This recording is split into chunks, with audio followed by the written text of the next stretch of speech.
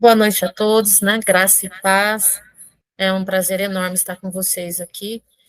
E eu vim falar um pouquinho sobre a área de influência em que eu estou inserida, né? Que é a educação. Eu sou professora há 32 anos, vou fazer, do nosso município. Eu moro em Presidente Prudente, uma cidade de 230 mil habitantes aqui no interior de São Paulo. E eu trabalhei como professora, atualmente eu sou diretora de escola, e eu trabalhei em 17 meses aqui de 2022 e 23 como secretária de educação do nosso município.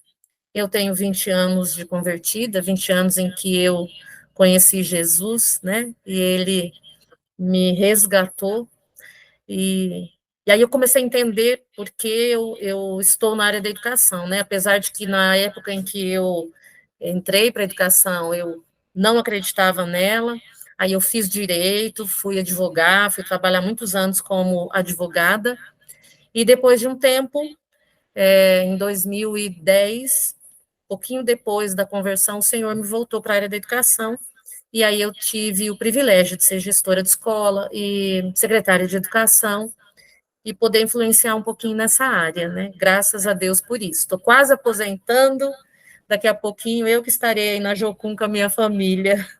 Vejo a hora, ano que vem, estamos aqui com 1000 planos. Nós queremos, né? Se assim quiser o Senhor. E a ideia, irmãos, assim, de falar um pouquinho sobre educação, eu tentei separar, né, de uma forma um pouco mais didática, em um contexto legal, que é o contexto histórico e social que nós temos na educação, que apesar de parecer que é recente, ele não é, politicamente falando, já existe toda uma estrutura, né? Nós sabemos que o sistema aí tem, né, tem todo um contexto maligno, mas nós sabemos também, que vocês vão ver nos documentos, que a, o que existe hoje de realidade na educação, ele foi plantado realmente numa realidade política contrária à palavra, né? Mas Deus nunca perdeu o controle de nada, não vai perder agora, e é importante, né, momentos como esse, para a gente poder ser praticantes da palavra no que dizem, conhecer, né, e fazer. Tá? Então, a minha oração, a minha expectativa é que, de fato, o que nós vamos compartilhar que venha de fato a tocar no seu coração e na sua mente criativa, né? Porque Deus nos deu uma mente criativa, e que você possa realmente ser aí uma pessoa empreendedora a partir de agora, influenciando pessoas, abrindo ministérios, né? Alertando a própria igreja, né? Da capacidade, do poder e da responsabilidade dela, né? Então, essa é a minha expectativa. A do Espírito Santo, eu tenho certeza que vai ser muito melhor que a minha, muito mais alinhada. Bom, o que eu pensei? Então, um momento do contexto legal, depois um pouco da cosmovisão bíblica e depois algumas estratégias para servir de referência, de modelagem para vocês falarem, uau, então eu não preciso ser um professor para poder atuar nessa área, né, de influência que é a educação. Talvez vocês façam coisas ou já têm habilidades, né, já têm expertises que podem ser usadas nessa área da educação, enfim, vocês vão ver aí que a própria Bíblia, ela acaba, de certa forma, por uma questão de sabedoria divina, ela acaba meio que mesclando, né, quando a gente pensa aí nas 7 áreas de influência, a Bíblia, ela traz isso injunções em alguns tempos, e isso é muito bom para nós, né? Isso é muito importante para nós. Então, vamos lá, né? Deixa eu falar, eu sou casada com o Edilson há 33 anos. Meu marido é um querido, um homem de Deus. Nós temos 3 filhos. Temos a Natália, mais velha, casada com o Iago Angelucci, que são líderes na Jocum de Almirante Tamandaré. Nós temos o Lucas, nosso filho do meio, 28 anos. Ele cresceu na igreja, graças a Deus, tem uma escola de bateria e é professor nessa escolinha dele, né? E graças a Deus está nos caminhos do Senhor. E nós temos a Ana Júlia, com 17 anos, terminando agora o ensino médio. Então, ano que vem, a gente já vai começar aí o nosso processo de mudança, a princípio para Curitiba, e depois o Senhor vai nos direcionar, né? Eu tenho, além do trabalho com educação, 2013, nós começamos um trabalho com educação de filhos, né? Treinamento de famílias, educação de filhos. Demos esse seminário na Jocum de Almirante Tamandaré, no ano de 2019. Depois veio a pandemia e nós não conseguimos retomar ainda por conta do trabalho, né? Mas nós damos fazendo esse trabalho num seminário na nossa igreja, que ela é um seminário evangelístico, porque nós agregamos todas as famílias de todas as denominações, pessoas que os irmãos captam no trabalho, e nós já tivemos a graça de ter até 46 famílias num desses treinamentos, são 10 encontros, nesse trabalho nós tivemos famílias que se converteram e que hoje estão aí congregando nas nossas igrejas, né?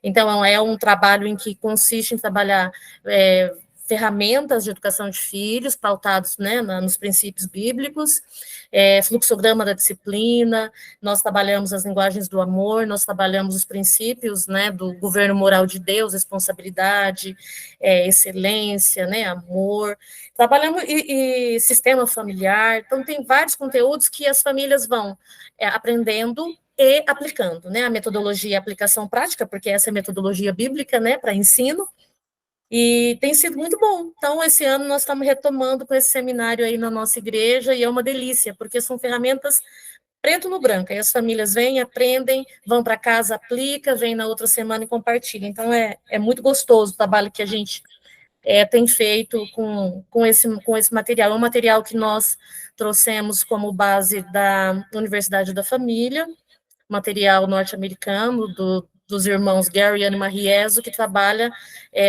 como criar seus filhos, né? E aí está ligado à criação de filhos à maneira de Deus, os materiais de Casados para Sempre, e a gente customizou por conta das demandas mesmo. E ele é um material para escola, então eu dei por 3 anos dentro das escolas públicas, e ele é para a escola pública, né? Temos aqui no nosso município, inclusive, um decreto municipal autorizando o município a dar treinamento de educação de filhos dentro das escolas públicas. Graças a Deus, em 2013, nós conseguimos escrever esse decreto, e aí ele passou na Câmara Municipal, o prefeito assinou, e nós temos uma legalidade aqui. Então, quero poder também dar continuidade nesse trabalho com os irmãos, né? Porque ele é muito sério, você entra dentro da casa, dentro da família. Bom, vamos lá.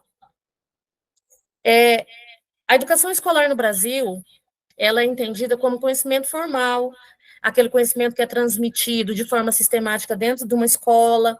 Esses conteúdos, esses componentes, né, para serem trabalhados, eles são selecionados por técnicos, a princípio do governo federal, né, e depois dos técnicos do governo do estado, funcionários públicos, na sua maioria efetivos, ligados a sindicatos, ligado a conselhos, né, ligado a algumas questões, alguns grupos que, além de profissionais, também tem um peso bastante ideológico neles, hoje falando, tá?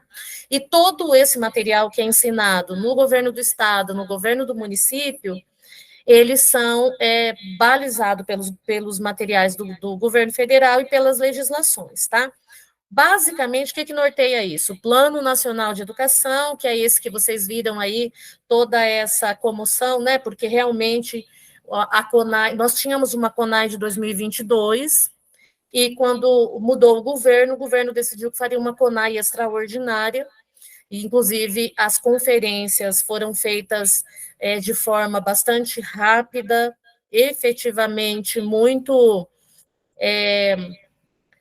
fechadas, bem fechadas, né?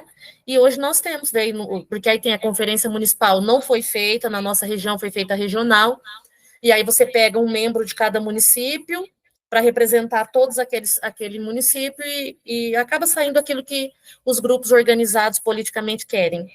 Depois foi para o Estado e no final do ano chegou lá para discutir os conselheiros no governo federal, né, lá em Brasília, o Plano Nacional de Educação.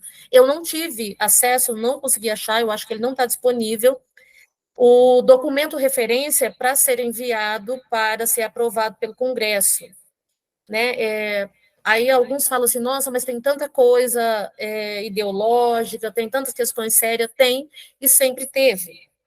Infelizmente, nós estamos, se vocês olharem aqui, ó, os documentos que balizam a educação no Brasil, eles são, na sua maioria, se vocês olharem lá, ó, 2010, 2007, né, pegar o decreto da educação integral, 2010, aí você tem o estatuto, que é de 88, aí você tem as outras leis, de 2001, a lei da educação integral, a LDB é uma lei anterior, mas você vê o Fundeb, 2007, aí você vê o PNAE, que é o Programa de Alimentação Escolar 2009, depois você vê o PDDE, que é o Programa Dinheiro Direto na Escola, é 2013, as normativas de 2007, depois nós temos o Programa de Alimentação Escolar para a Educação Integral, mais Educação, de 2009, 2013, 2016. E o governo do PT, ele é de 2003 a 2016. Então, isso é preciso ser entendido, porque as bases ideológicas e políticas da educação no Brasil, elas estão regulamentadas pela a cultura, pelos valores do governo que está aqui hoje. Então, é muito importante nós entendermos isso. Por quê? Porque nós vamos lidar com uma legislação que está normatizada com suas bases teóricas, filosóficas e ideológicas pautadas nesse material. Mas, Sirlei, tudo é muito ruim? Não, não é. Tem, por exemplo, a garantia da alimentação, recurso para alimentação escolar, é importante, né? O programa Mais Educação, de educação integral, é um programa onde que levou a criança a ficar mais tempo na escola, para que não se ficasse na rua, né? Então, assim, começar a trabalhar a questão da criança em mais tempo dentro das escolas. Também nesse período foi o período em que se tornou obrigatório a frequência escolar, ou seja, a criança na escola a partir de 4 anos de idade. Então, crianças até 3 anos não era obrigado, né? Ainda não é. Não é obrigado, mas a criança do pré-1 e 2 é obrigado. Se a mãe e o pai não leva para a escola tem ali um poder de mando de acionar o conselho tutelar, porque essa criança precisa estar dentro do ambiente escolar. Então, todo esse um contexto muito amplo, nós teríamos que discutir muito, mas eu acho que a mensagem como está a nossa educação hoje no quesito a palavra de Deus, ou eu, enquanto reino, enquanto evangelismo, eu consigo entrar nos documentos, eles são muito específicos, né? Mas eu, particularmente, acho que nós temos outras formas de fazer, nós temos muito trabalho a fazer. Mas era só para vocês terem aí um start. A Constituição Federal, ela é a nossa lei-mãe, né? Ela é a lei que regulamenta todas as outras leis, né? A Constituição dos direitos e deveres do brasileiro, do cidadão brasileiro. E o que trata da educação, especificamente, é o artigo 205. E aí ela fala que a educação ela é um direito de todos, dever do Estado e da família, e será promovida e incentivada com a colaboração da sociedade. Para quê? Para o desenvolvimento da pessoa humana e o seu preparo para exercício da cidadania e a qualificação para o trabalho. O texto é muito bom. Só que quando você vai para os sistemas de ensino, o sistema de ensino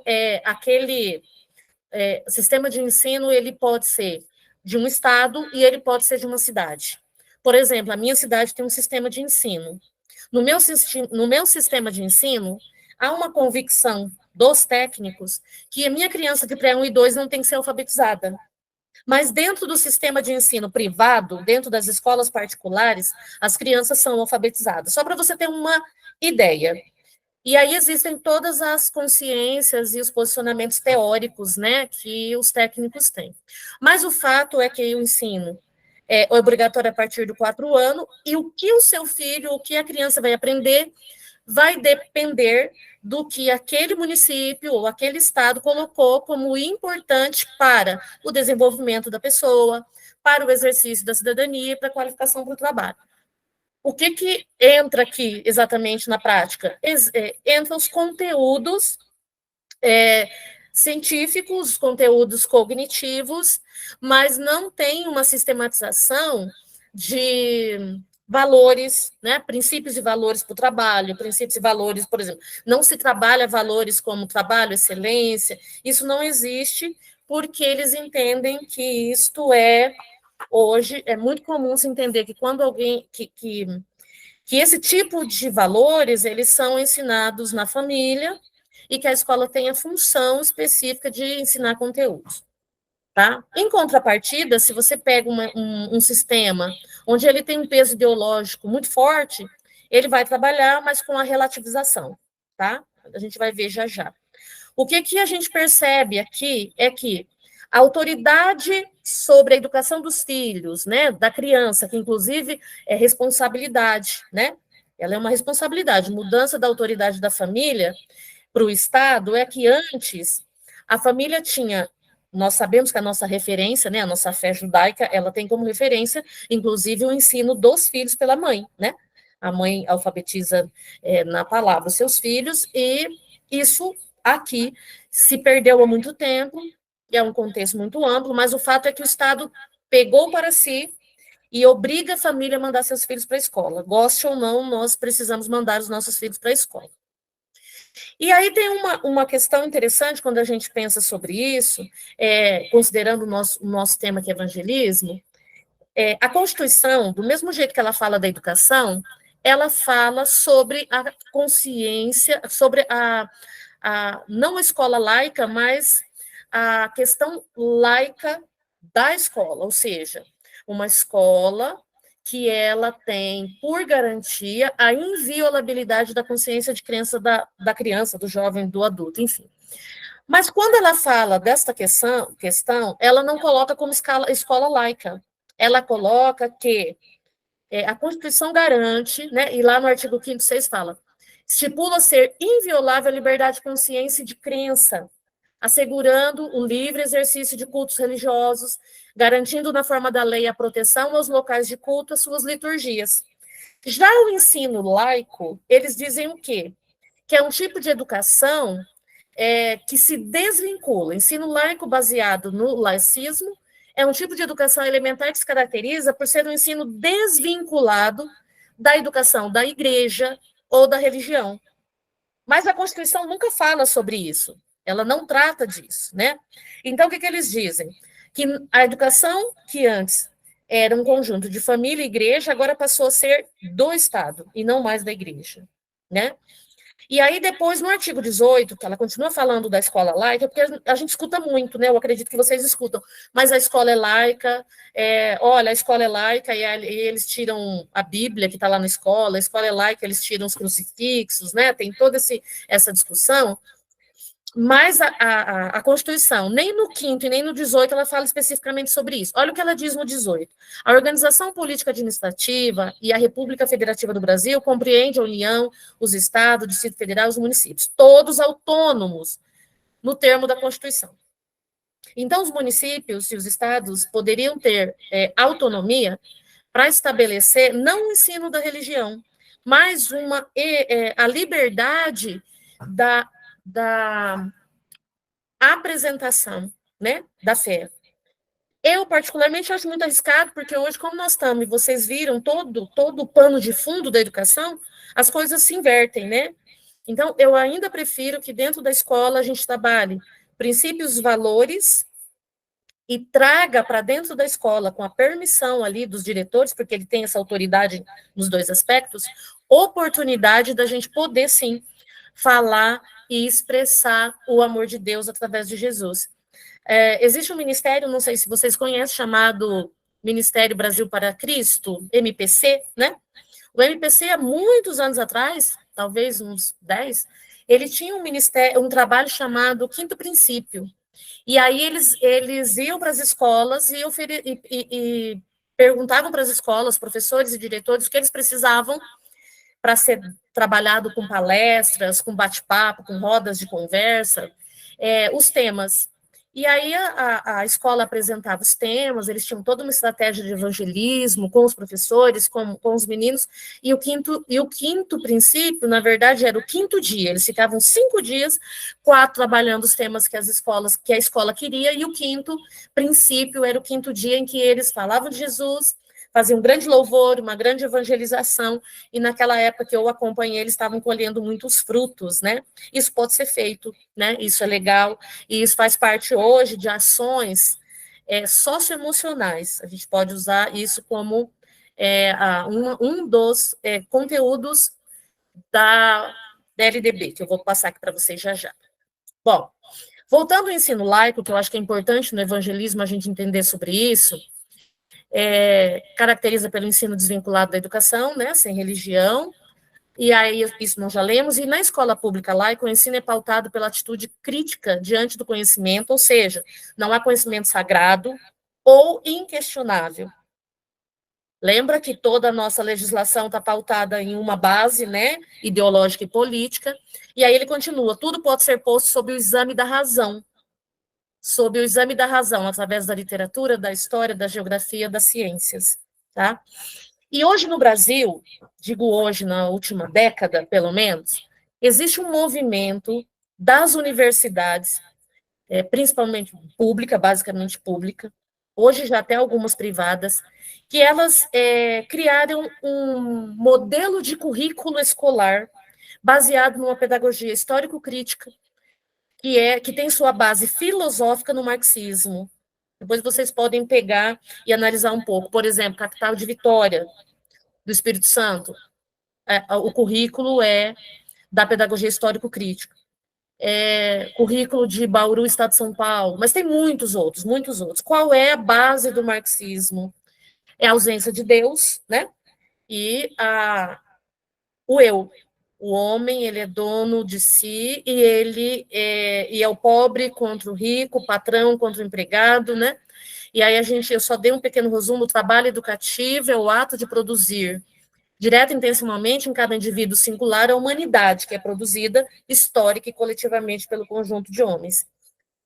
Essa base teórica que fundamenta muitos currículos, inclusive no nosso município, o nosso currículo foi revogado no início do nosso governo, nosso prefeito tinha uma proposta para nós que ele iria revogar o currículo municipal aqui no nosso município, nós ficamos 10 anos discutindo esse currículo, e claro, essa discussão é um grupo bem mais fechado, mas qual é o grande problema, né?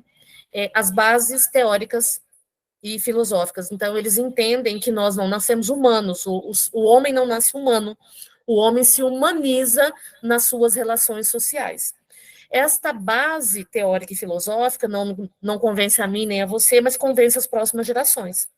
E aí, qual é a ideia? Que geracionalmente eles vão semeando e vão pensar, se hoje nós temos uma batalha contra o aborto, eu não tenho mais tipificação penal para o aborto, quando dentro de um útero feminino, de uma mulher, eu não tenho um feto, né? Eu não tenho um ser humano.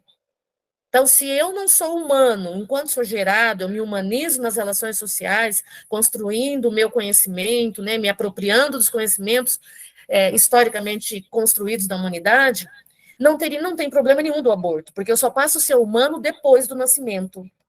Essa é uma das bases filosóficas que é defendida. E numa das primeiras discussões, quando eu ouvi essa frase de uma das professoras da universidade, eu, como diretora, estava passando por formação, eu perguntei a ela, ela dizendo para nós que nós não somos humanos, que nós nascemos e nos humanizamos. Aí eu perguntei para ela, porque ela não dizia o que nós nascemos. Se nós não somos humanos, nascemos o quê? E aí, no meio da reunião, ela disse para mim, olha, a sua pergunta é religiosa. Aí ela encerrou aquela fala, deu intervalo, e depois ela não retomou mais o assunto, e nós ficamos um bom tempo sem reunião deles. Mas é só para vocês entenderem o que está no Brasil, né? Se você buscar os currículos no Brasil, você vai compreender isto. Alguma dúvida, gente, em relação à questão mais política e legal da educação? Querem perguntar? Porque agora nós vamos falar um pouquinho sobre a cosmovisão bíblica, né? Se vocês quiserem perguntar no final, eu vou avançando, tá bom? Tudo bem, Sim, Sônia, Sandro? tá bem. Geralmente a gente para 8h30, a gente para no intervalo de 5 minutos só para beber uma água coisa, e voltar, Tá viu? Aí bom. também se você quiser deixar a pergunta também depois, você pode concluir o Tudo assunto e bem. depois a gente abre para pergunta. Ou também as Ok. pessoas podem levantar a mão. No decorrer da sua aula, se Isso alguém tiver dúvida, levanta a mão e pede para pode. falar, Eu acho que é viu? legal porque você tá fresquinho o conteúdo, né? E a gente pode ajudar a fixar o conteúdo. Posso seguir? Ok? Tá. Ah, quando a gente pensa em todo esse contexto, que é muito superficial, mas faz você entender o nível caótico, biblicamente falando, do sistema de ensino, tá? E aí nós vamos dizer, nossa, mas o nosso sistema de ensino, então, ele talvez não seja bom de uma perspectiva bíblica, mas ele é bom de uma perspectiva científica. Não, ele também não é bom. A educação no Brasil está sendo avaliada com nível bastante medíocre. No PISA, o Brasil fica muito, muito abaixo dos países que estão desenvolvidos, né, e aqueles que têm levado a educação a sério. Ele também não tem um nível de eficiência técnico. Nós temos muitos acadêmicos terminando a universidade, continuando sem condição de trabalho, porque eles só têm teoria, né? Teoria. Nós temos no Brasil um altíssimo número de alunos, a gente chama de analfabeto funcional. O que, que é essa pessoa? Que ele até consegue ler, mas ele não consegue interpretar o que ele está lendo, ele não consegue compreender, ele não consegue trocar em miúdos aquilo que ele está lendo e receber aquela informação com coerência. Então, infelizmente, o Brasil é refém de todo esse contexto que nós sabemos que tem aí uma consequência espiritual muito grande, né? Quando eu fui estudar a cosmovisão bíblica da educação, eu fiquei pensando e tentando arrumar um jeito de separar a educação das outras áreas de influência, né? Eu até fui um pouquinho, que eu não sei se vocês conhecem esse livro, né? Eu acredito que sim, Modelo Social do Antigo Testamento, né? Da Landa Cup, da Jocum, e ela fala com bastante propriedade sobre o evangelismo salvação e o impacto que esse evangelismo traz na sociedade, né? E ela conta a experiência dela, que ela viveu 40 anos na África, e ela podia dizer que 80% da África estava salva, mas estava mergulhada num caos, um caos social, econômico, ético. E eu peguei esse material para trazer para vocês, né, dar aí uma mastigada no que a Bíblia diz exatamente sobre educação. E é tão interessante que a Bíblia, não, em nenhum momento, ela terceiriza a educação. Em nenhum momento a Bíblia nos dá indícios de que a educação deve ser repassada para uma instituição ou para pessoas. O único senão que a Bíblia tem, que é o processo de formação, né, do judeu, que é quando eles saem da sua formação em casa e eles vão para a escola de profetas, né, dos líderes, dos mestres, dos rabinos, onde eles vão estudar, né? Inclusive, quando a gente compreende um pouco mais, você vê que aqueles meninos que foram para a escola, né, dos seus mestres, dos seus rabinos, e que eles foram para a escola aprender e poderia fazer opção aí em seguir uma escola, né, um profeta, aqueles que não têm, não leva jeito, vamos dizer assim, eles voltam para casa, né, e vai continuar a sua vida familiar. E aí, o que, que a gente entende disso? Né? O que, que eu entendo disso? Eu queria só ler para vocês, para a gente poder amadurecer. Se você pincelar no Novo Testamento, você vai ver ali indícios de ensino, né? Mas todo o ensino bíblico que a gente vê, ele está muito ligado, muito fortemente ligado à família e à sua comunidade. É responsabilidade da família e da sua comunidade ensinar os filhos, né? Se você vai lá para o Deuteronômio, nós vamos ler, mas você vai também para Josué, é muito claro o comando de Deus. E aí fica nítido o quanto nós terceirizamos, né? O quanto nós estamos fora da cosmovisão bíblica para a educação. Mas Deuteronômio diz assim no 11, né, do 18 ao 21. Guarde essas palavras no coração. Gravem todas elas no fundo do seu ser. Elas devem ser amarradas na mão e na testa, como um lembrete, ensinado aos filhos, que elas sejam o assunto de sua conversa, onde quer que vocês estiverem, sentados em casa ou andando pela rua, que elas sejam repetidas desde a hora em que vocês se levantam de manhã até a hora de cair na cama à noite. Elas devem ser escritas no batente da porta das casas e nas portas das suas cidades, para que vocês e seus filhos tenham vida longa na terra, que o Eterno prometeu dar a seus antepassados, que ela seja de vocês enquanto houver céu acima da terra. E Lucas diz, né? Ame o Senhor seu Deus com todo o seu coração, com toda a fé, com toda a inteligência, com todas as forças, e ame o próximo como a você mesmo. Então, o que a gente entende? Deus está dizendo assim, ó, aprende, estuda, conhece, né? Para que isso venha para a glória de Deus, para que você vá bem, para que as gerações futuras sejam abençoadas. Então, quando você olha para tudo isso, né, que você vê a palavra muito claro, a gente começa a pensar. A gente começa a pensar, eu tenho pensado, se tem um movimento que eu acho que valeria muito a pena para o reino de Deus, era as igrejas voltarem a ter escolas. A igreja trazer para si o comando do sistema de ensino, né? Para a nossa cosmovisão denominacional, né, num sentido mais coletivo, eu não sei até onde, mas eu não vejo outro caminho. Mas, enfim, aí em Deuteronômio, é uma pesquisa da Landa, no livro, né, Modelo Social do Antigo Testamento, e ela pesquisando o Deuteronômio, o que ela identifica? Que dentro de Deuteronômio, ele gasta, em porcentagem de conteúdo, ele gasta 6,5% com família, todo Deuteronômio, 6,5% está falando da família, 2,5% da educação. Então, quando você olha 2,5% da educação, 6% da economia, 6% de artes, 4% de higiene e saúde, 46% de adoração, altar, templo, né? Você começa a olhar e falar, uau, a educação, ela não estava desvinculada, pelo contrário. Quando 46% de adoração está aqui, o que a gente está entendendo? O que Deus falou para Josué e o que Deus está falando em Deuteronômio. Quem ensina precisa ensinar numa profunda vida devocional.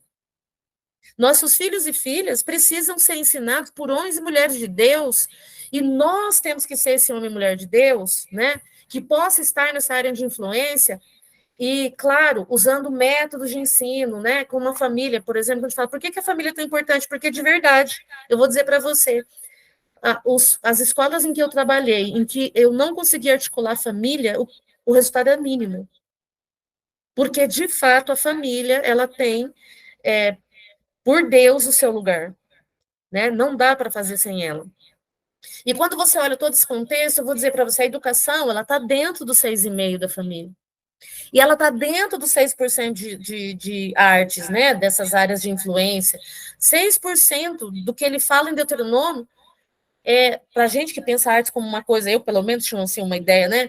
Artes, beleza, né? O belo, o limpo, o organizado. Ele é 6%, quanto 2,5% da educação. E você fica pensando, fala, uau, né?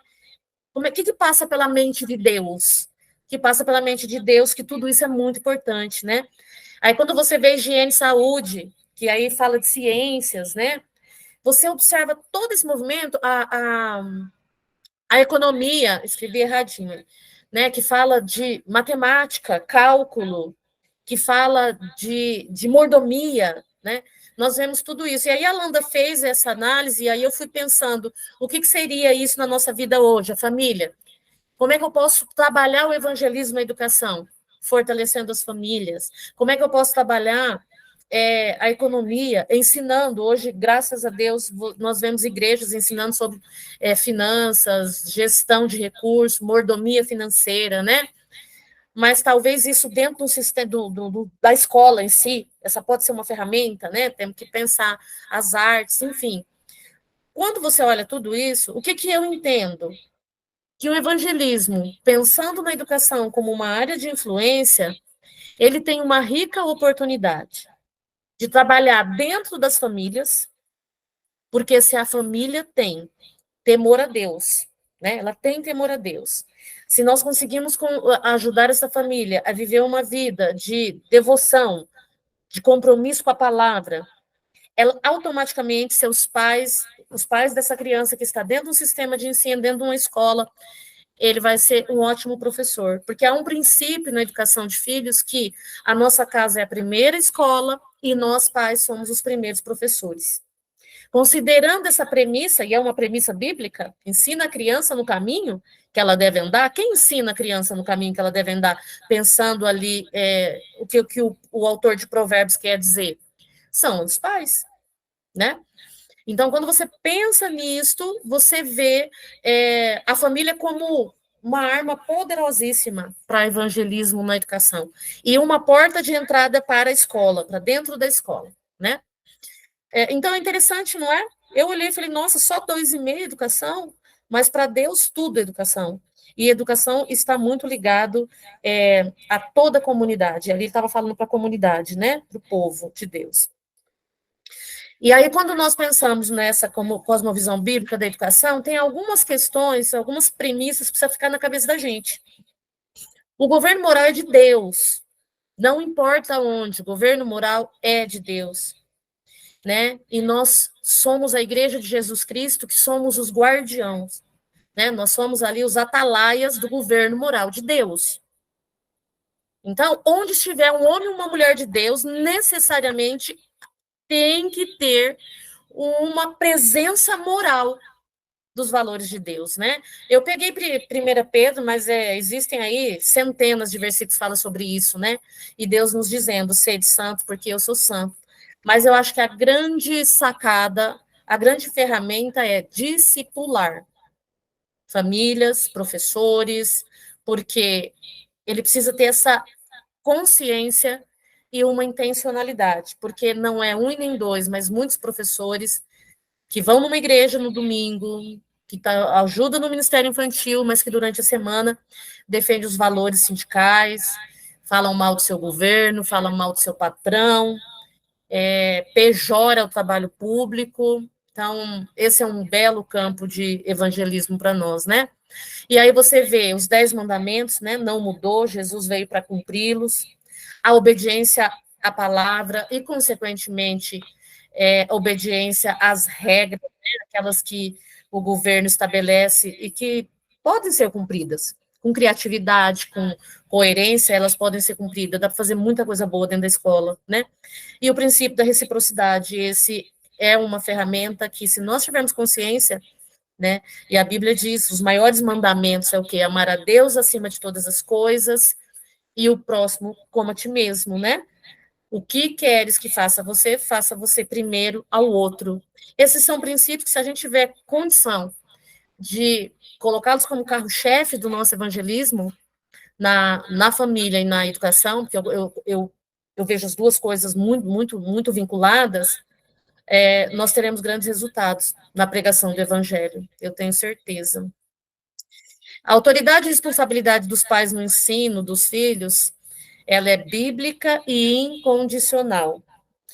E aí eu vou dizer para vocês, infelizmente, né, e talvez não um evangelismo de salvação, mas um evangelismo de santificação, é que às vezes as nossas igrejas, os pais gastam mais tempo indo para a igreja, 2, 3 vezes na semana, 4 vezes na semana, assumindo ministérios e deixando seus filhos terceirizados, inclusive naquele momento e naquelas atividades que são deles, né?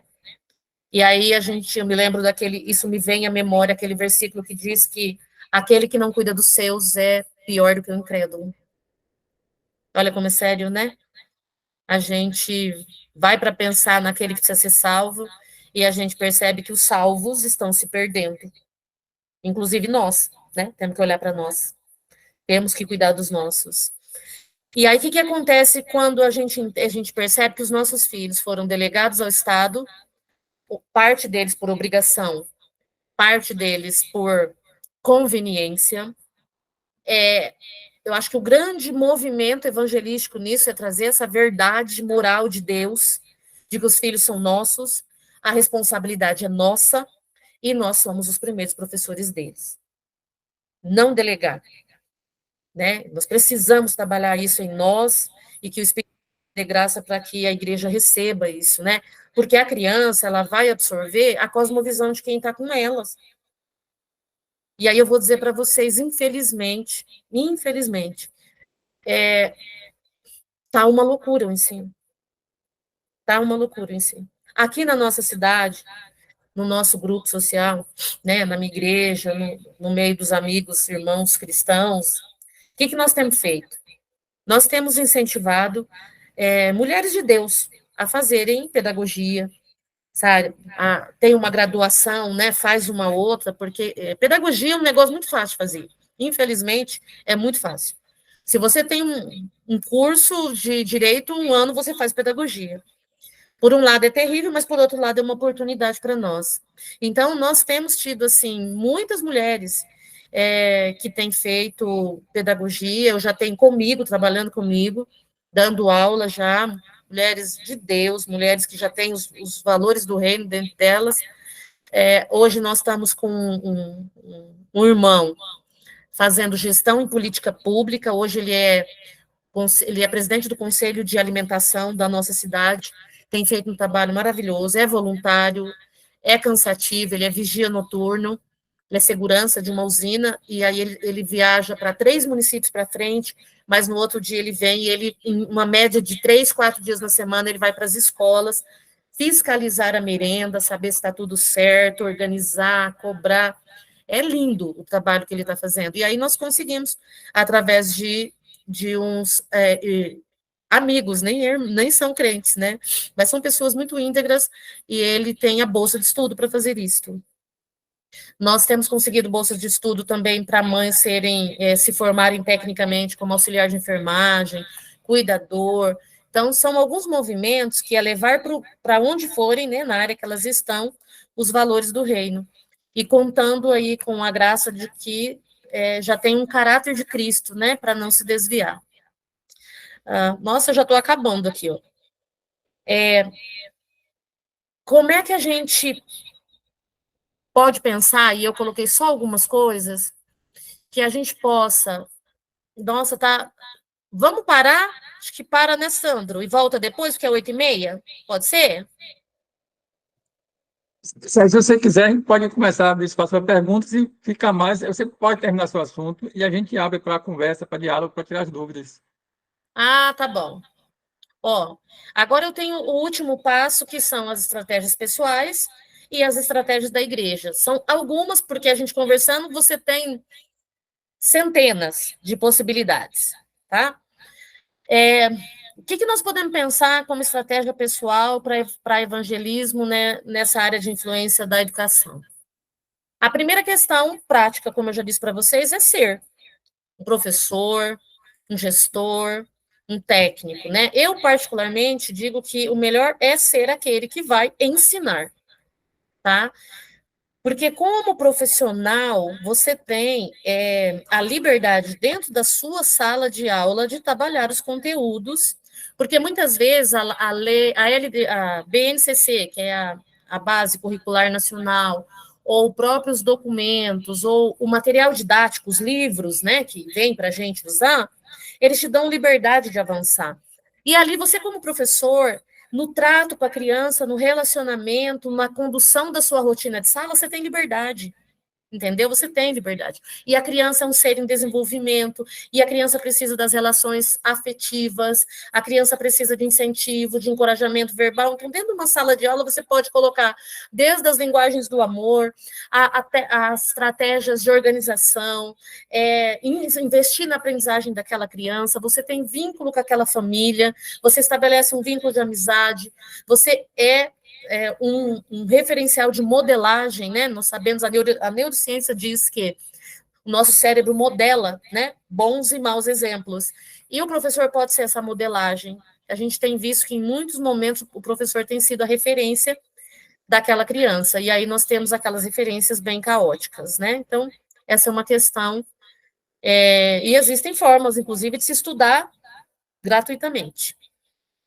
Como pai, fazer parte dos colegiados, conselho de escola, APM da escola, Conselho Municipal de Educação, Fórum Municipal de Educação, Conselho de fiscalização dos recursos da educação pública. Então, existe N formas de você estar engajado dentro destes espaços, e aí você, como um membro do conselho de escola, você é uma autoridade. Você vai poder entrar na escola quantas vezes você precisar, você vai poder acompanhar, você vai ter legalidade reconhecido por lei, porque como colegiado, né, um conselho, ele é consultivo e deliberativo. Ele é consultado para tomar decisões, a escola é obrigada a chegar num conselho de escola e consultá-la acerca do recurso que vai gastar, como vai gastar, a festinha que vai fazer, o material que vai comprar, entende? Então, no nosso município, o nosso calendário escolar passa pelo conselho de classe, de escola, as nossas atividades do ano passam pelo conselho de escola, o dinheiro que nós usamos para a escola passa antes de determinar o que vai comprar e passa depois que comprou, para provar que está comprando aquilo que foi determinado pelo conselho. É poderosíssimo, é uma arma política poderosa. Para você ir para um colegiado, para um conselho de educação, um COMED, né, nós chamamos aqui, ou para o fórum, que é aquele que organiza, fiscaliza o Plano Municipal de Educação, que é baseado no Plano Nacional de Educação. Você precisa ser do conselho de escola ou ser de outras instituições. Então, você, como pai de aluno, você pode ser esse representante. Então, você pode estar ali acompanhando, fiscalizando e blindando a educação, o sistema, né, educacional e as escolas de coisas que não devem passar. Por quê? Porque o Conselho Municipal de Educação, ele tem um poder enorme. Então, é importante que a gente pense assim também, né? Às vezes, quem tem um conceito de evangelismo muito do senso comum, fala, nossa, mas o que tem a ver levar Jesus, sendo um membro do conselho, né? Mas Jesus não disse só para levar a palavra, ele disse para discipular, né? Ele diz para ensinar, ele diz para formar o caráter, né? Fazer discípulos. Então, é muito claro o nosso papel nesse momento, né? E uma outra é ser voluntário, né? Porque quando a gente pensa de evangelismo na educação, naturalmente vem estar nas escolas. Então, o primeiro movimento é pensar nisso. E realizar outras áreas. A educação está sempre carente de muita gente, de muita mão de obra. E aí, ser voluntário em alguns municípios é autorizado, em alguns nunca nem se pensou nisso, você aproveita a oportunidade, desde apresentações teatrais. Imagina você agora na Páscoa, você poder ir lá e fazer um trabalho com as crianças, que talvez naquela escola não deixe você falar de Jesus, mas como é que você fala de Páscoa sem fazer uma retomada da Páscoa histórica? É uma bela oportunidade, né? Hoje, nas minhas escolas, as nossas Páscoas são momentos de partilha. O pão, o vinho, retomamos a história, a primeira Páscoa, né? E aí, nós já falamos, né, de Jesus, e aqui é muito tranquilo, aqui para nós é muito tranquilo. Mas vamos imaginar que nós não pudéssemos falar de Jesus, você vai falar da Páscoa cultural, histórica, né? Da Páscoa histórica, tá? Então, é um movimento que nós temos que ser persistentes. Nós temos que persistir. E quem vai poder fazer isso com muita facilidade? O professor que estiver lá. E um gestor, tá? E aí abre as portas. Aqui na nossa cidade é muito complicado para nós. Nós temos muito forte movimentos sindicais. Mas nas escolas que eu fui diretora e na que eu tive mais trabalho, porém mais resultado, nós tínhamos a Aliança Pró-Evangelização de Criança, a PEC. A PEC vinha e fazia o trabalho evangelístico na sala de aula, e era mesmo, era bem trabalho. E os professores adoravam, porque era o momento que eles saíam, podia tomar um café, podia sentar um pouquinho, descansar um pouquinho, então ninguém implicava. Todo mundo deixava a PEC trabalhar, as meninas eram umas queridas, e foi muitos anos, né? Então é algo que vale a pena. Sandro, depois o próximo é enquanto igreja, eu acho que a gente podia parar um pouquinho aqui, o que você acha? Não sei. Você quer abrir para intervalo ou para perguntas?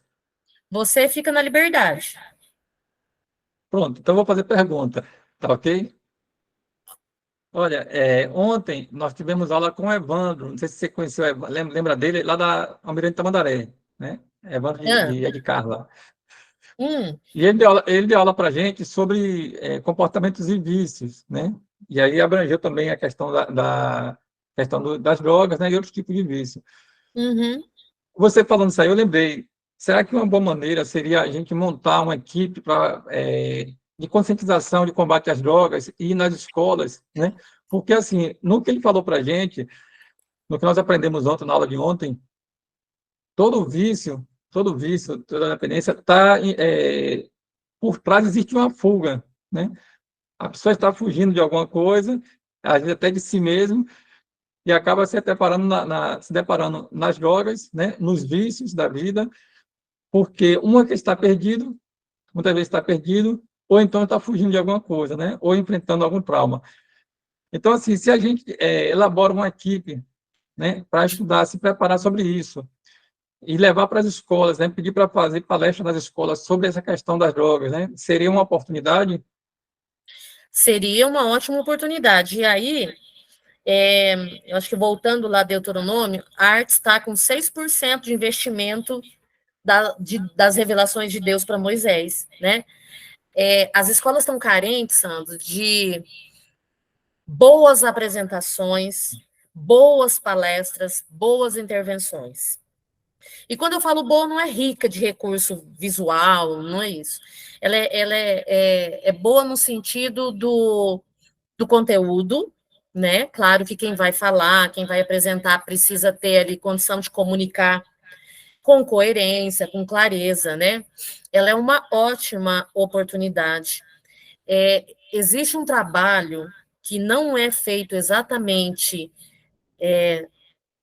na escola, mas a demanda de dependência de drogas, a questão da necessidade de ter vínculo com essas pessoas, né, com jovens e até adultos e pais com dependência, que funciona muito bem, que talvez nós podemos modelar, é o trabalho da Pastoral da Sobriedade. Você já viu esse trabalho da Igreja Católica? Esse não. Não. Ela é baseada nos 12 passos, né? Assim como a IACV também baseia o material dela, né? Escola de Comportamento Viciado. Ela também baliza nos 12 passos. A pastoral, ela tem uma dinâmica em que ela reúne os dependentes e familiares de dependentes. Eles falam em pequenos grupos, onde, na verdade, não é uma palestra, mas é o compartilhamento deles que gera um conteúdo ali para ser colocado, né? Eles têm todo um material. E eu vivi isso na escola em que nós estávamos, e você falou a verdade. Existe um luto dentro de um dependente. Porque, na verdade, a dependência química ela não é um fim em si mesmo, né? Ela é consequência de um contexto, desde feridas de alma, rejeição, né, abusos, ausência de Deus e até mesmo questões psiquiátricas. Mas ela acaba sendo um alerta para nós. Então, com certeza, existe muita riqueza nesse trabalho, porque a primeira coisa que a gente vai fazer quando você está trabalhando com esses meninos, aí eu falo o que funciona. Funciona a palestra seguida de bate-papo, o mais individual possível. Nós tivemos aqui em 2008, conosco, um pessoal da Jocum, da Suíça, e nós recebemos na nossa casa o, um dos missionários, estou com o nome dele na ponta da... Ivan Mortensen. Ele, ele veio fazer a escola e a CV aqui no Brasil na época, e nós recebemos em casa, e aí uma das coisas que ele falou que me impactou muito, talvez isso não seja novidade para vocês, mas na época para mim foi. Ele disse que o evangelismo que mais impacta é o evangelismo pessoal, por relacionamento. É esse evangelismo que ele diz que faz grandes diferenças. E ele é um missionário que esteve nas Ilhas Fiji, visitando bem lá próximo ao período do avivamento das Ilhas Fiji. Eles tiveram vários práticos onde eles puderam vivenciar E me impactou porque eu tinha uma cultura, nós tínhamos uma cultura na nossa igreja de que nós tínhamos que fazer impacto, nós tínhamos que fazer grandes eventos de evangelismo, nós tínhamos que fazer grandes movimentos. E aí ele falou de uma questão de pesquisa mesmo, né? Então, imagina você ir na escola, se possível, cristãos que deem testemunho na sua comunidade, sejam de testemunho da sua comunidade, vá numa escola da sua comunidade e vá se colocar à disposição para servir falando disso. Isso, depressão, vários temas, eu acredito que é pertinente para eles. Como eu falei para você que o pessoal da escola, do pessoal que fazia o projeto Quinto Princípio, eles iam falar do que as pessoas precisavam ouvir, eles iam falar daquilo que os professores sentiam que era uma necessidade. Então, com certeza.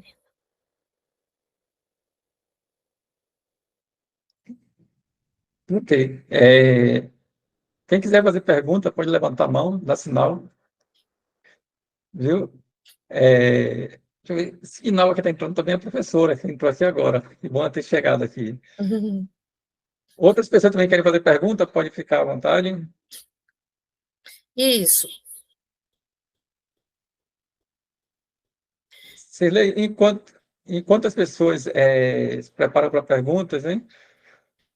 Outra coisa que eu queria tirar dúvida com você é o seguinte, também relacionado à aula de ontem, falou muito sobre a questão Tudo de normal. como a gente se vê. Peraí, o A questão Lucas. Ah, Ele não viu, ele ok. achou que eu estava batendo palma com as irmãs. Oi, Isso. Santo. Aí o que acontece? A gente tem visto muito falar assim, a questão de traumas, né? E como as pessoas se veem. Então, pessoas que vão para a depressão, para o suicídio, para as drogas, muito relacionado a como a pessoa se vê. E meu filho, ele está terminando agora a fase escolar, e muito tempo assim eu que acompanhava mais ele de perto essa questão das escolas, o exercício da escola, os livros dele. E assim, aqui na Bahia, os livros dele tanto mudava, podia ser de português, geografia, história, qualquer outra matéria, sempre eles tinham uns viés para mostrar assim que como as pessoas sofrem, né? Então assim, o negro sofre por causa do branco, as pessoas pobres sofrem por causa dos ricos. Então sempre um discurso vitimista que quando o aluno sai da escola ele está com a pior imagem possível. E eu converso com pessoas jovens, né? E eu vejo como eles falam, olha, Sandra, por exemplo, começou uma colega nossa, né? Ela queria ir para Jocum, e eu falei com ela para ir para Jocum de Curitiba na época. E ela tinha muito receio, porque ela aprendeu, ela é professora, viu? Ela é professora, e ela aprendeu que as pessoas do Sul não gostam de nordestino, não gostam de baiano, né? Não gostam de negro, e ela ficou com muito receio de ir para lá. Mas acabou indo e hoje está feliz lá. Isso já tem, acho que uns 4 anos que ela está morando lá, se adaptou muito, casou com um rapaz de lá, está muito feliz. Mas antes tinha essa imagem, porque justamente a educação daqui é uma educação enviesada, né? E isso prejudica muita gente. Na verdade, a educação no Brasil, ela está assim, ela está relativizada nos valores. E aí, o que acontece? É uma cultura que diz assim, você pode fazer o que você quiser, você consegue o que você quiser, você tem direito de ser feliz, deve ser feliz, e nós sabemos que não é assim que as coisas acontecem. Então, traz para a pessoa uma falsa crença de que ela consegue o que ela quer. E aí você se depara com uma situação que você não consegue o que você quer. Nós sabemos que sem Deus nós não conseguimos. Percebe? E aí, quando uma pessoa, seja qualquer pessoa que for, ela fala assim: nossa, mas olha, eu vou fazer o que eu quero. Então, eu vou assumir, né, o meu desejo homossexual. Ok, posso ser feliz, eu tenho direito de ser feliz, é, eu vou ser feliz porque eu fiz uma escolha que eu quero, e nós sabemos que não vai acontecer assim. Percebe? E aí, quando você lida com isso, a primeira coisa que é comprometido é a identidade. Primeira coisa que compromete a identidade. Peraí, mas então eu sou o cara e não sou? Eu consigo, eu sou capaz, mas eu não consigo? Isso é uma questão muito séria. E aí eu vou dizer para você, eu assisti uma palestra do Dr. Guilherme Shelby. Dr. Guilherme Shelby é um valente na área da educação. Na verdade, ele é um procurador da República e ele trabalha sobre o direito e a escola, né? Então, ele fala muito sobre as questões dos viés ideológicos da escola. Ele é um querido, sabe? Assim, um homem de Deus, muitos livros ele tem. Em 2014, o primeiro contato que eu tive com ele, ele estava ministrando em um congresso da PIB de Curitiba sobre ética na política. Foi bem ali no período em que a Dilma estava no governo. E ele dizia que essa construção de minorias, ela já estava sendo pensada há muito tempo. E aí é o que você diz. Bom, eu sou negro, então eu sou prejudicado, eu sou discriminado e eu não posso fazer as coisas porque as pessoas não deixam, né? E aí o que aconteceu? Roubou a identidade dele. Roubou. Porque nós sabemos que diante de Deus, nós somos imagem e semelhança de Deus, né? E essa semelhança está em nós no Espírito, que se alinha com o Espírito de Deus, e aí, né, nós podemos tudo em Deus a partir da sua palavra, da sua vontade. E aí você começa, aí o negro é isto, aí a mulher ela tem a questão do feminismo, então ela tem que defender os seus direitos e vai se virando um contra o outro. E quando eu defendo, eu me posiciono como uma minoria, né, selecionada ali, eu comprometo todo o sistema familiar. Todo o sistema familiar. Você imagina um pai dizendo para um filho que ele não vai conseguir porque ele é negro, você entendeu? Que ele é feio, isso existe, você não tem noção. Você não tem noção. Então, agrega-se a todas essas questões de preconceito, valores equivocados, sistema de crença equivocado, fora do alinhamento de Deus. E aí eu vou dizer para você, as crianças e adolescentes na escola, hoje, eles têm um comprometimento de identidade tremendo, terrível. E é a hora em que eles se sentem capazes de fazer escolhas, essas escolhas destrói a sua, não só a sua identidade, mas as suas emoções, né, a sua autoestima. Só para você ter uma ideia da seriedade do que nós vivemos, existe a criança ou adolescente, até ele completar 18 anos, ou seja, 17 anos, 11 meses, 29 dias, ele é totalmente, ele depende totalmente dos pais. A gente chama de incapaz, ok? Dos 16 aos 17, ele é relativamente capaz para algumas coisas. Tanto é que nossos meninos e meninas até essa idade vão no pediatra. Vai no pediatra. Minha menina tem 17 anos, eu levo no pediatra. Um clínico não atende ela. E o governo federal, há alguns anos, já fez uma recomendação que uma menina, um menino, a partir de 12, 13 anos, eu não lembro exatamente, ela poderia ir num posto de saúde, já pode hoje, qualquer um pode pegar, qualquer criança pode ir lá e pegar um preservativo, certo? Mas ela pode ir lá, passar pelo médico e pedir um anticoncepcional. Ela pode pedir um anticoncepcional. Olha que loucura. Ainda, além dela pedir um anticoncepcional, ela não precisa do pai e da mãe com ela. E a segunda vez que ela for, ela não precisa do pai e da mãe. E se ela disser, não fala para meu pai e minha mãe, não pode falar. Assistente social do posto, enfermeiro do posto, não pode falar. Olha o caos. E a segunda vez que ela for, ela não precisa ir com o pai e com a mãe, ela precisa ir com uma pessoa maior. Tá? Isso é a nossa realidade. Aí você diz para mim, que identidade que essa menina tem? Que maturidade que ela tem para tomar decisões? Ela não tem idade, ela não tem capacidade, ela não tem sabedoria, ela não tem nem capacidade legal de tomar essa decisão. Mas há essas realidades presentes. E tudo isso vai para a escola, né? Tudo vai para a escola. Então, assim, um dos grandes objetivos do evangelismo, eu acredito, dentro né, dessa área de influência, é trabalhar esses dois aspectos. O aluno na escola, mas a família que é o pai e mãe desse aluno. Não tem outro jeito. Deixa eu tirar uma dúvida com você também, você que já foi, você é diretora, né? Isso. Por exemplo, a diretora de uma escola, né, municipal ou estadual, ela querendo colocar em prática a questão do princípio da educação cristã, né? Os 5, os 7 princípios, né? Como Uhum. autogoverno, né? Essas coisas. Ela consegue colocar em prática ou vai depender dos professores, porque os professores também não vão abraçar?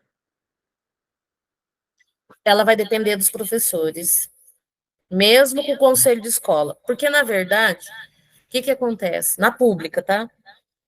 Existe todos aqueles documentos que vocês viram e o fundo histórico deles, tá? Então, todos têm ali. Agora, por exemplo, a diretora, como eu já fiz, para ela desenvolver um projeto, tá? Onde ela trabalharia talvez valores mais explicitamente cristãos, mas você nem precisa trabalhar, porque quando você parte para o cristão, você parte para o religioso. E aí você tem a escola laica. Então você vai arrumar um problemão e não vai sair do lugar.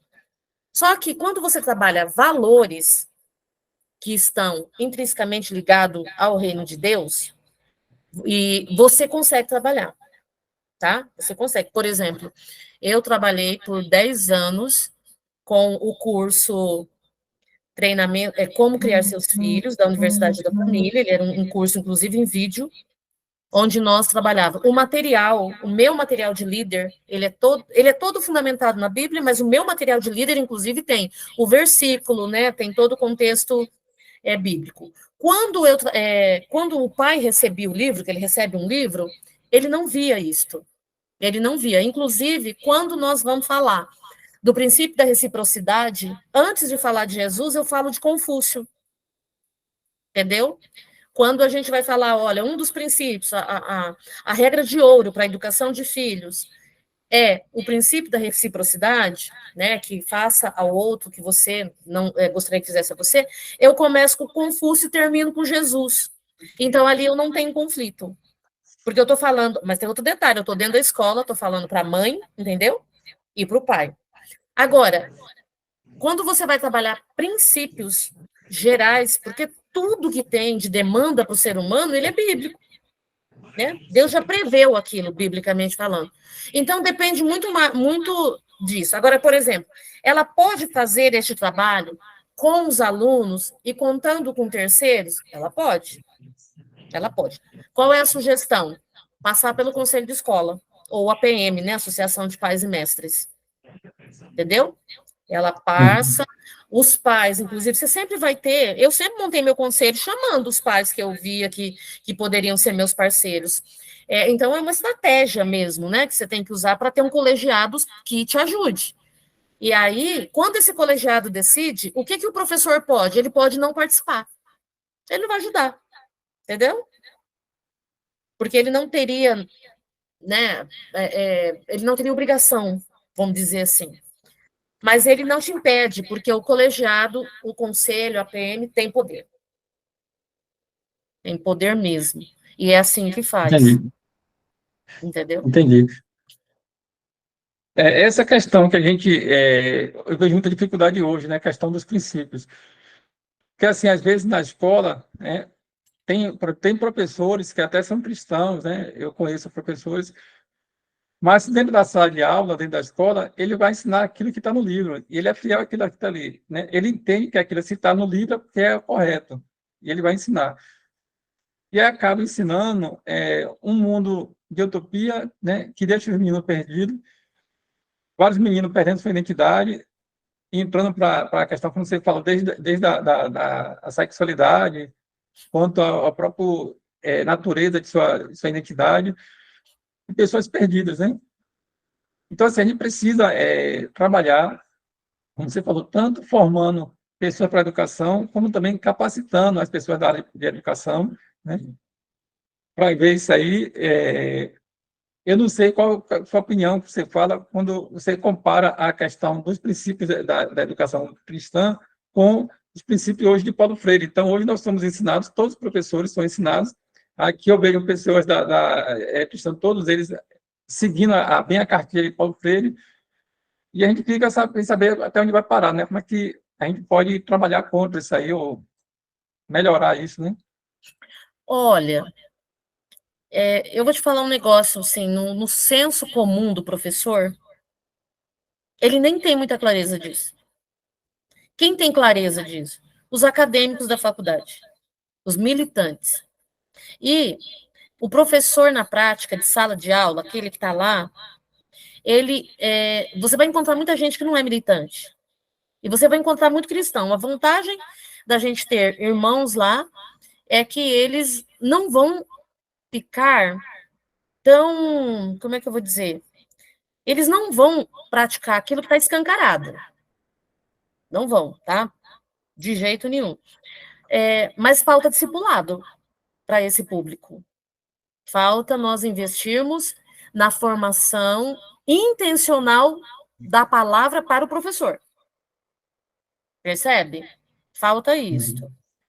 E é interessante porque, assim, tem irmãs... Eu tenho mais mulheres porque eu trabalho com a educação infantil e o básico 1, até o 5º ano.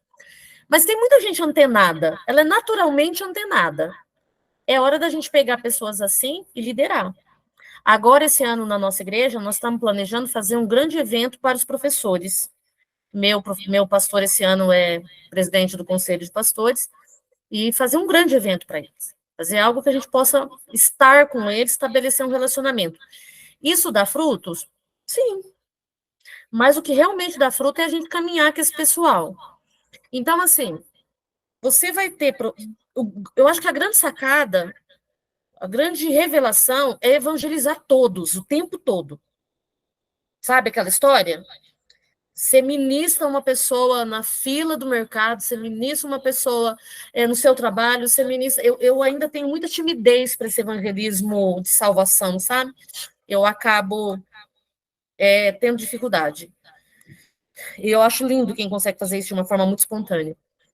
Mas, assim, o que eu penso hoje? Hoje nós temos muitos irmãos dentro do sistema de ensino. É que ele não tem consciência, ele não tem conhecimento do papel dele nesse sistema, né?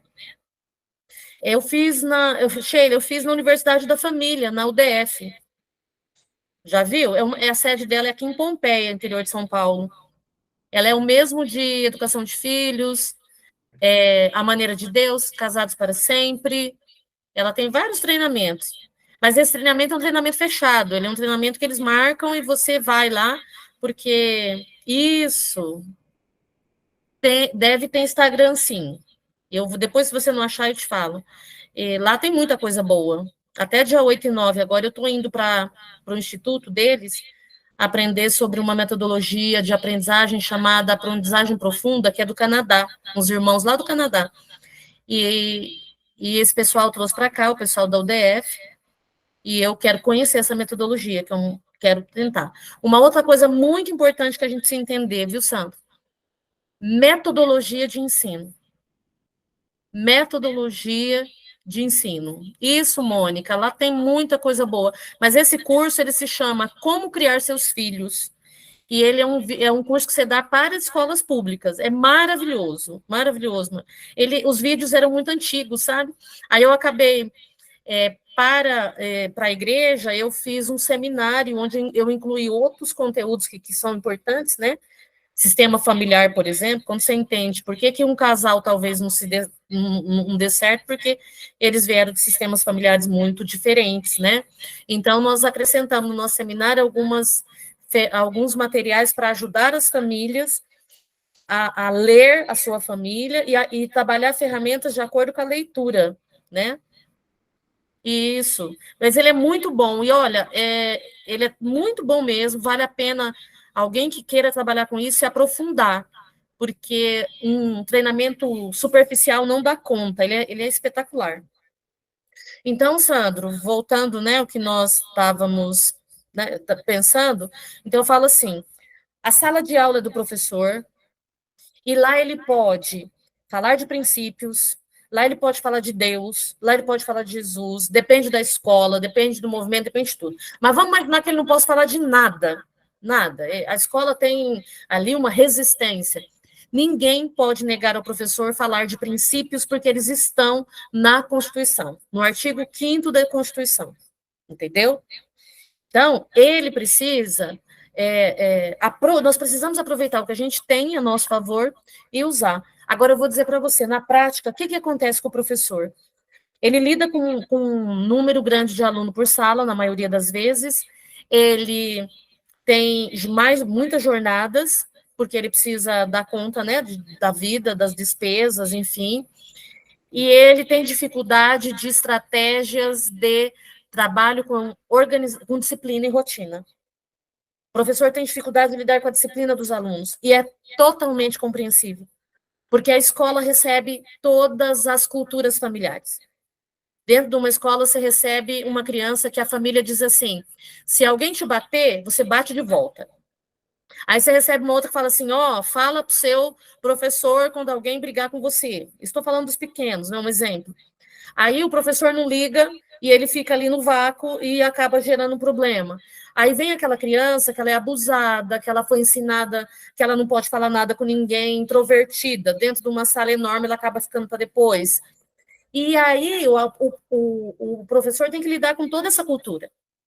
E o ideal, e é um poder para nós também, é arrumar uma forma de ajudar a escola a criar sua própria cultura. A gente chama de regras da escola, mas a verdade é que é uma cultura escolar. Porque o que nós precisamos fazer com o evangelismo dentro da escola é ser uma contracultura. Nós precisamos entrar com uma cultura diferente da que está lá. Mas eu ainda falo para você, existem resistências muito, muito, muito sérias, muito específicas. Quando você tem um diretor que ele tem toda uma questão ideológica, quando ele é muito legalista, quando ele tem problema com religião, porque tem. Nós temos pessoas que são decepcionadas com a fé e eles se tornam grandes resistências, por exemplo, muito grande resistência. Hostis, coração duro, isso é muito complicado também. Mas é um terreno maravilhoso, e o professor tem autoridade dentro da sua sala, o diretor tem dentro da sua escola. Tudo é uma questão de manejo, de buscar ajuda e a igreja ajudar. Na minhas escolas, a igreja ajuda muito, muito mesmo. Entendi. Você ainda vai usar o slide ainda? Eu vou usar esse da igreja, ó. Ah, Nós sim. falamos no individual, mas nós temos aqui a questão da igreja. O que a igreja pode fazer? Como eu disse para vocês, a igreja pode ter igrejas particulares, montar, e é perfeitamente saudável, tá? Montar igrejas confessionais, montar igrejas filantrópicas. Aqui no município, isso é legal. O município pode fazer parceria com as instituições. E nós podemos ter recurso público para dirigir as escolas. Escolas filantrópicas recebem recursos para ter os alunos nossos lá dentro, porque o governo não dá conta de garantir vaga. Aí ele pede ajuda. Isso eu estou falando na questão de creche, Fundamental 1. Tá? No estado atende todos aqui. Então, o governo repassa recursos para as instituições. Mas eu ainda acredito que se a Igreja de Jesus Cristo montarem suas escolas e garantir acesso a alunos, os nossos e outros, aí ela toma o governo da educação, porque o governo, o Estado nunca dá conta da educação. Nunca dá conta da educação. Viu? E vocês podem ter certeza. Nunca dá conta. Aí nós podemos pensar quais outras, né? Treinamento de pais, né? Ter realmente um ministério de treinamento de pais, curso para os pais com técnicas, né? De ensino doméstico, reforço escolar, as escolas podem fazer, as igrejas podem ter dentro das escolas, isso é possível. A Jocum tem isso lá de Almirante, tem dentro da escola lá de Almirante Tamandaré. Reforço escolar gratuito. Os professores amam quando você entra na escola, na sala, para ajudá-los ali e dar um tempinho. As escolas também, as igrejas também camparem cursinhos pré-vestibulares. Imagina você, um menino e uma menina que está entrando numa universidade pública com uma estrutura ideológica absurda e você poder discipular esse menino antes. Faz sentido? Você poder ter lá no ambiente da igreja, o próximo, né, ou professores da igreja, cursinho pré-vestibular para esses meninos. Há um desespero dos meninos do ensino médio para fazer cursinho, para poder cursar a faculdade que eles querem, né? Atendimento especializado para as famílias de alunos especiais, ou grupos de apoio para essas famílias. Então, a igreja instituição, ela tem tanto poder, mas tanto poder, que vocês não fazem ideia. E hoje tem uma questão interessante, que no Brasil, todas as universidades precisam prestar serviço social para a comunidade de 10% da grade curricular. Então, uma escola, uma faculdade que ela tem 400 horas ano ali de semestre, ela precisa 40 horas por semestre prestar serviço para a comunidade. Então, hoje você pode pegar acadêmicos, trazer para um projeto, inclusive de igreja. Na nossa igreja, nós temos um ministério de refugiados, e hoje o pessoal da pedagogia e da enfermagem daqui da nossa faculdade está prestando serviço para os refugiados dentro da nossa igreja. Então, dá para fazer, né? E aí você faz um trabalho interessante no sentido de capacitados também, e você alcançar, inclusive, os acadêmicos, né? Ser professor de universidade, porque ali você implementa ética e valores do reino na formação dos acadêmicos, né? Dos estudantes. Tem muita coisa, gente. Bolsa de estudo para membros da igreja com chamado para educação. Isso aqui é preparar soldados para a guerra. Preparar soldados para a guerra.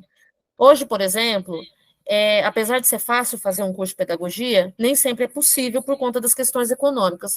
É isso que eu falei para vocês. Nós temos captado recurso, nós estamos pouquinho ainda, mas é um movimento que dá super certo.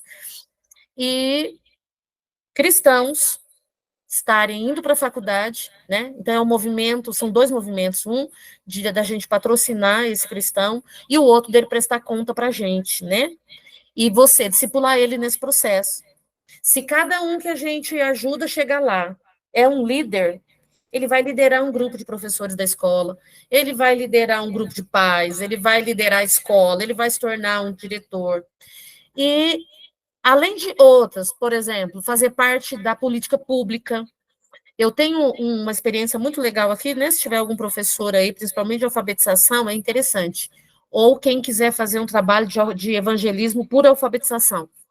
Tenho uma amiga e irmã em Cristo, ela trabalhou 30 anos na universidade pública aqui do nosso estado. A coisa era tão séria que na campanha para presidente do Bolsonaro,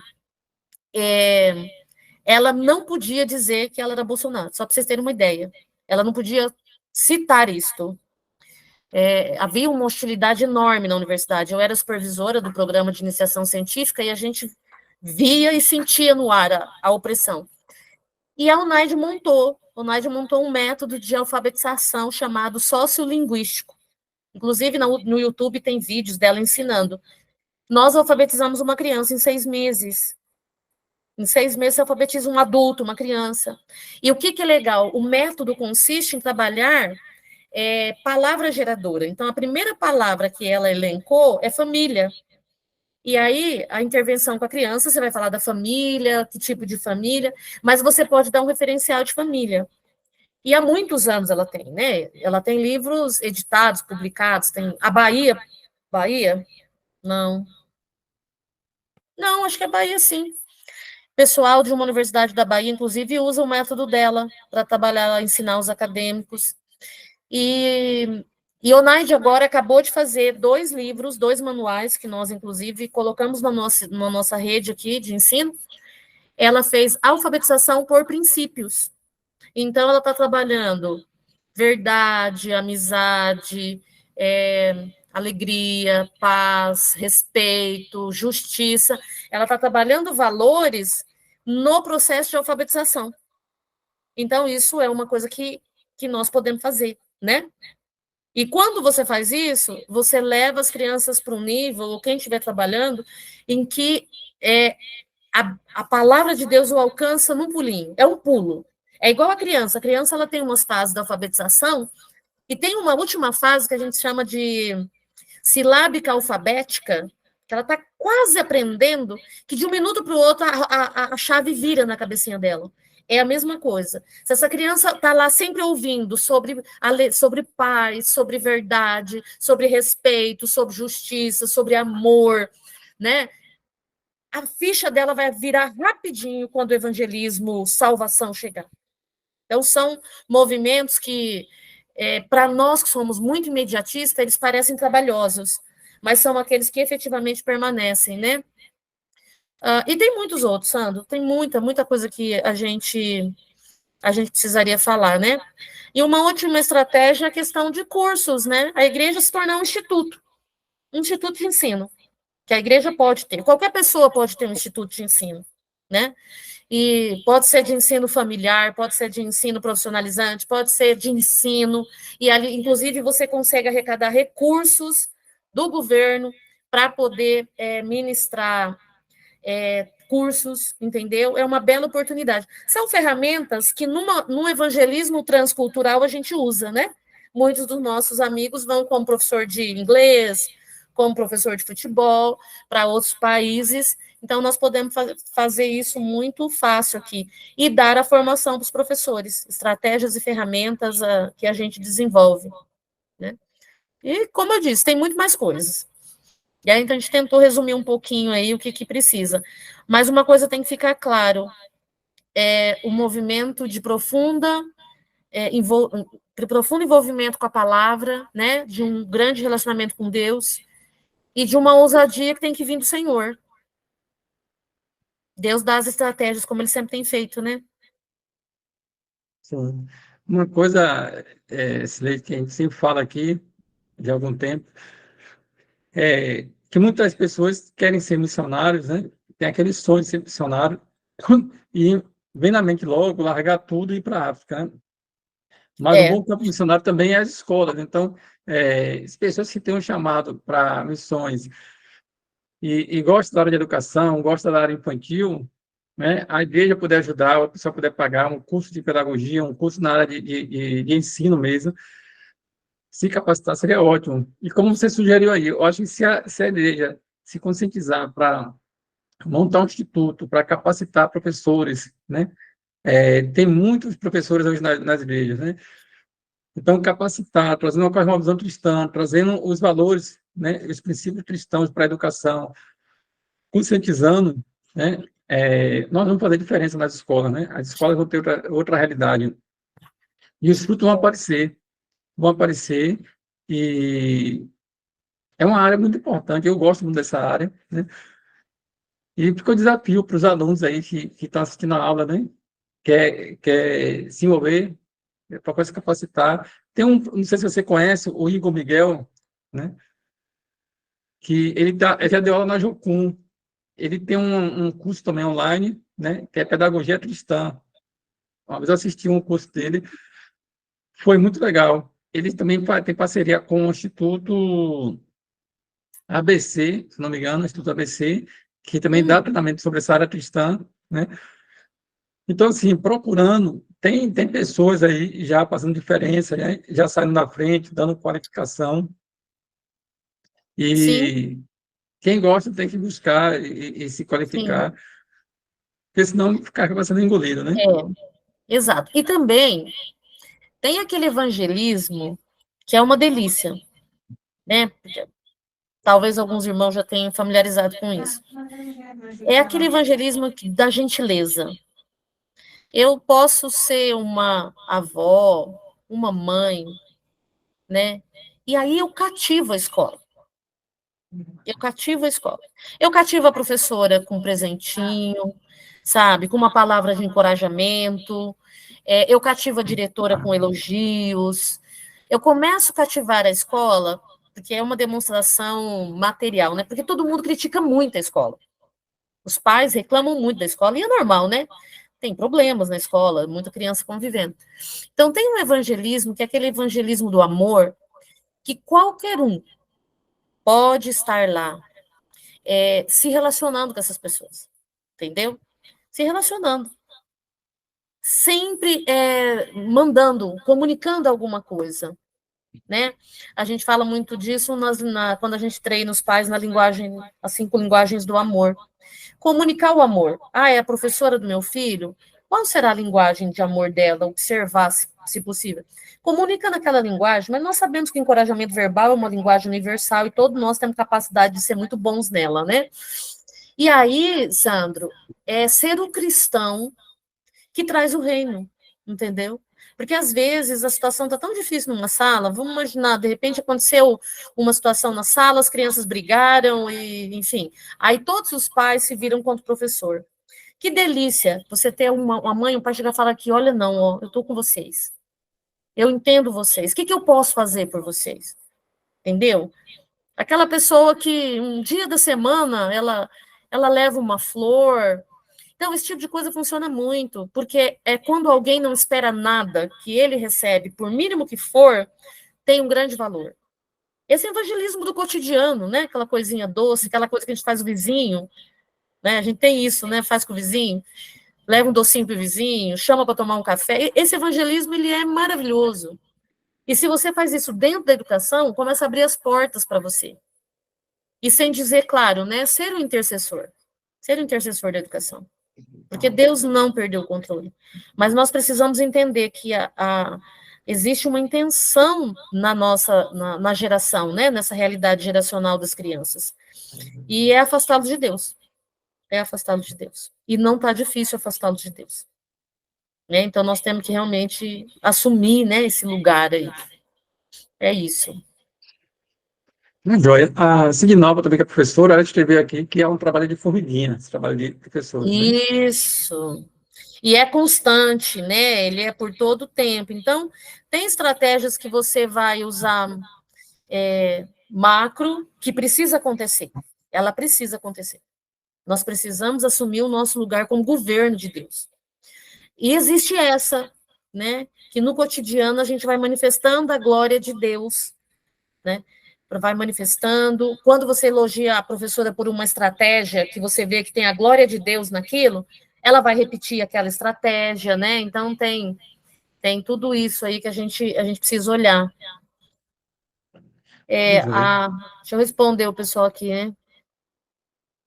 A Thaíde, nosso governador usou a fala sobre a não reprovação, que reprovar é repressão. Aqui no nosso município existe, no nosso estado, Thaíde, existe a progressão continuada. Só se repete a criança em caso de excesso de falta, ou no terceiro ou no quinto anos. Mas como diminui recurso e diminui a avaliação externa, né, a avaliação do IDEB, é comum passarem as crianças sem estarem alfabetizadas. Eu já respondi para Sheila, né, Mônica. Então, teve, né, Mônica, os cursos da UDF são maravilhosos, muito, muito, muito. Sidnalva, boa noite. Nosso trabalho na escola é comparado aos da formiga, paciência e persistência. Sim, Sidnalva. Vamos pensar que é a nossa missão, né? Nossa missão. Agora, quando a gente pensa na estratégia, a gente precisa ser mais intencional e pensar como igreja, como povo de Deus, né? O que a gente pode fazer para que o reino venha? Porque isso está acontecendo, né? Com os movimentos. Sim, oramos por alunos que estão com problema, com certeza. Eu costumo orar e eu costumo criar vínculo de amizade com as mães. Elas são muito receptivas, sabe? Tem sido muito, muito bênção poder lidar com elas, me solidarizando, né, no movimento de empatia. Nossa, tem sido, assim, espetacular, espetacular mesmo, né? Graças a Deus por isso. Ok? Ok. Então, Silene, nós agradecemos a sua disponibilidade, viu? O seu tempo que está vindo aqui para estar trazendo essa experiência para a gente, Eu que está agradeço. nos alertando sobre a questão da educação. E também oramos a Deus pela sua ida lá para Curitiba, né? Para Almirante Amém. Tamandaré. Quer dizer, você falou Vamos ir para orar, né? Jocum, você A falou para gente, Jocum, eu já imaginei que fosse para Curitiba, né? uhum. E nós somos Eu muito falo gratos para por lá, isso. mas é Sim, porque os meninos estão lá, né? Natália e Iago. sim. Mas a minha Uhum, intenção é orar ao Senhor para ver onde nós fazemos a ETED, que eu quero fazer, onde nós né, começamos. sim. Começamos. Sim, mas assim, um pedido já que fica aqui, quando você estiver na missão, né, de tempo integral, você puder formar professores, né, capacitar, pegar isso como uma Sim. missão mesmo, né, de todos esses anos seus de experiência como professora, diretora, secretária de educação, e você agora passar esse conhecimento para pessoas que estão chegando agora, né, muitos jovens aí chegando para a área da Sim. pedagogia, para do ensino, e você está sendo essa pessoa que vai orientar essas pessoas, viu? Deus Amém. abençoe você. Nós Amém. agradecemos muito por esse tempo, viu? Tudo que você se disponibilizou para a gente aqui. Eu Tá que ok? agradeço. É, eu ia pedir, Sidnal é professora, perguntar, Sidnal, se tiver com o microfone, você pode estar orando pela vida da professora por esse tempo? A gente está finalizando? Ô, Sandra, só um minutinho. Sim, fala, Felipe. Cirlei, né? Você conhece a Escola Céu, no Almirante, na Mandaré? Sim, meu netinho está lá. Ah, é? E a Roberta também, né, Sandra? Será que ela conhece? Conheci Roberta, estivemos juntas lá na casa da Natália, né, da minha filha e do Iago. Tivemos um tempinho juntas lá. Ah, sim, Gosto que muito bênção. deles. É um projeto muito bom. É uma das coisas que eu quero é estudar o currículo de educação da Jocum, né? Por princípios, né, de educação. A Sim, Roberta sim. esteve aqui, foi, Sandra? Você falou para ela sobre isso? Na época eu falei, mas tem tempo já, né? Foi na época que eu É. falei com ela. Nós fizemos um seminário, né, na educação por princípios, e foi muito bênção. Tivemos duas turmas, uma em Alagoinhas e outra em Salvador, e foi muito bacana. Uau, que Então, legal. você vai somar muito, né, lá na Almirante. Ah, eu quero. Educação e família são duas áreas assim que eu sou apaixonada. E desenvolver isso em comunidades, eu quero viver, se Deus permitir, eu quero viver umas coisas bem práticas, porque eu acredito muito nessa metodologia de aplicação prática, né? Eu acho que quando a gente aplica, por menos que seja, aquilo que você sabe, você aplica, você vai lá, que o problema nosso da educação é sair da teoria. É um desafio terrível. A gente fica muito na teoria, né? Então, eu estou com uma expectativa assim, maravilhosa do que Deus vai poder, né, nos dar assim, o privilégio de servir. Amém. Obrigada, E viu, quem gente? sabe, Carinho. desorienta você também passar um tempo na Bahia, né? Capacitando as pessoas Nossa, aqui. será um É verdade. prazer. Vem para cá, para nossa casa. Ah, vamos sim, pode deixar. Já os Obrigada, considero viu? irmãos e amigos. Vamos estar aí sim. Amém. Amém. Amém. Obrigada, Obrigada, Foi um gente. viu? prazer. Foi Um muito bom sua abraço. aula, foi excelente, viu? Obrigada, um abraço. Fica com Deus. Tchau, tchau. Ok. Sidnal, está nos escutando? Sid? Deixa eu ver se Sid está conseguindo escutar. Se tiver com o microfone também aberto. Pronto, Cid, você pode estar orando por esse tempo, finalizando, orando pela professora, você lê? Posso sim, Sandro. Ok, Eu obrigado. estou aqui desarrumada, não quis abrir a câmera, mas você me forçou. Sônia sabe o que é mulher, né? Mas vamos orar. Parabéns, parabéns, excelente. E você sabe que sempre apoio e é uma missão que eu tenho em escola, né? Deus tem me abençoado. Vamos orar. Senhor, obrigado por esta oportunidade, Senhor, por tua filha Cirleide ter tão espontaneamente e sabiamente expor todo esse conteúdo para que a área de educação seja mais exponencial para, assim, expandir também o teu reino. Senhor dos Exércitos, abençoa Sandro nesta missão, toda a sua família, a Sônia, cada professor, cada participante que está nessa live, toma nas tuas mãos, Senhor, que possamos cumprir o teu ID em nossas áreas de conhecimento, pois em ti e somente em ti nós podemos todas as coisas. Dá-nos sabedoria, estratégia e que o teu reino seja cada vez mais contemplado por nós que temos tanto a te agradecer pela nossa vida e pela nossa salvação. Que este ano seja um ano, como sempre, de desafio em sala de aula, mas que possamos cumprir a tua palavra com certeza de que tu estás conosco, Senhor, para esta batalha, para mais este ano de batalha, mas com certeza de grandes vitórias e de grandes colheitas de fruto para o teu reino, em nome de Jesus. Amém. Amém. Amém. Muito obrigada, querida. Abraço, gente. Fica com Deus, viu? Abraço. Obrigada mesmo. Abraço. Até a Abraço. E próxima. os alunos, até amanhã, amanhã é a nossa última aula, viu? E eu dou mais informações no grupo. Então, Deus abençoe a todos.